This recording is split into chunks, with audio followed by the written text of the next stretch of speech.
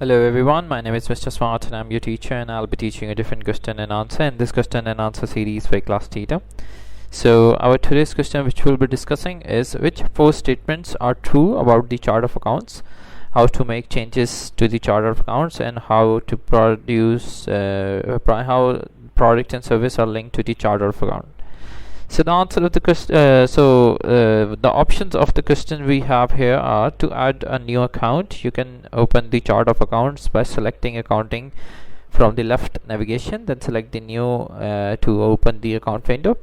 Another option we have: the sales of the product income account is a default account which inventory is turned on, and uncategorized income and uncategorized expenses are default accounts for the online banking activity.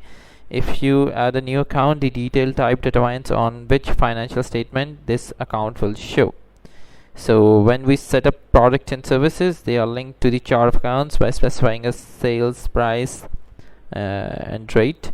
So the last option that we have is delete an account from the chart of accounts if it's not relevant to your business. And the answer of the question is the true statement about the chart of accounts, making changes to it, and how products and services are linked to it are the first option we have here is: to add a new account, you can open a chart of account by selecting account from the left navigation, then select new to open the account windows.